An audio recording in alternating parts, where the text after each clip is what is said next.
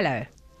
Before our break, we were looking at what could happen if mitosis went wrong. And what we saw was that if certain triggers or certain signals to tell a cell to stop dividing didn't work, a whole group of cells could suddenly start producing and reproducing themselves to make a tumor or a cancer. And that can happen in any cells that undergo mitosis if those signals to stop dividing are not adhered to or are not recognized. So just as when you had a wound, that as the wound closed up and the cells respond to density or to touching each other on either side, they know the wound is healed, the hole is fixed up, stop dividing. In cancer, those signals are ignored and the tumor results. Sadly, what happens is some of those tumorous cells break off and can work through the body in the blood, for example, and what starts as a cancer in one area of the body spreads throughout the body. So that is cancer, typically mitosis gone wrong. Can meiosis ever go wrong? Most certainly it can, and we're going to have a look at faulty meiosis. But before we go into faulty meiosis, let's revise what meiosis is, what the purpose of meiosis is. Grade 12s, this is hugely important, which is why we're going to be revising it and focusing on it again.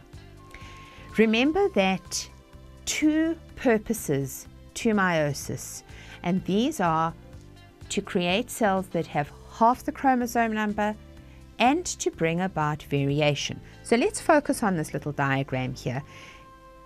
Two little organisms, all right, you can say that's your mother and that's your father, or vice versa.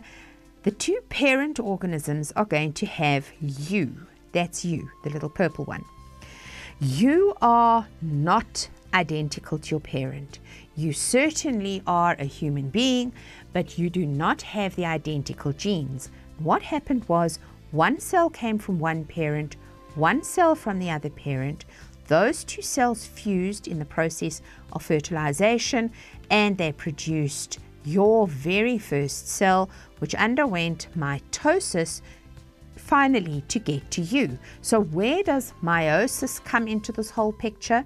Well, let's imagine that your parent has four chromosomes and your other parent has 4 chromosomes. If they have 4 in the sperm cell and 4 in the egg cell, and these 4 plus 4 fuse, you're going to get 8 chromosomes in the offspring or in the zygote, and they will undergo mitosis, and you're going to get this rather strange organism which is certainly not identical to the parent, but which has 8 chromosomes, and the original parents each only had 4. So there is a need before sexual reproduction takes place, before we actually get to the new organism, there is a need to halve the number of chromosomes.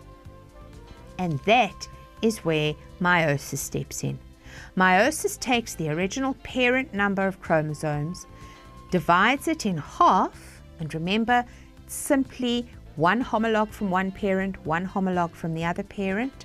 Same is happening in this organism, so that when these two cells fuse together, we have a new cell that has 4 chromosomes, and the offspring then is going to have 4 chromosomes, which is what the original parents had. This is a very neat summary of what we've just looked at in picture form.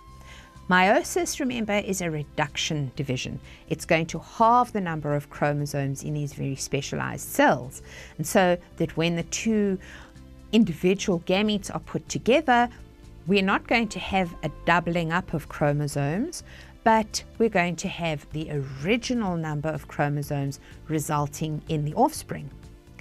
But remember that if another extremely important mechanism in meiosis that occurs is going to bring about genetic variation. We've seen that this is hugely important in driving evolution. You're going to look at evolution a little bit later this year, and you're going to see that without variation that takes place in meiosis, evolution would not be driven in the same way that it does, because there would be no variation amongst individuals of the same species. And so the crossing over, or the synapsis, as well as the random assortment of homologous chromosomes, brings about variation. If variation exists, although some individuals might not cope with a particular environmental change, a few have that capability to change and to survive. And diversity in a population will make that population much stronger and enable it to survive the environmental changes. And that is another reason why meiosis is vitally important. And with it being so vitally important, what is going to happen when mistakes happen with that process? We'll see after the break.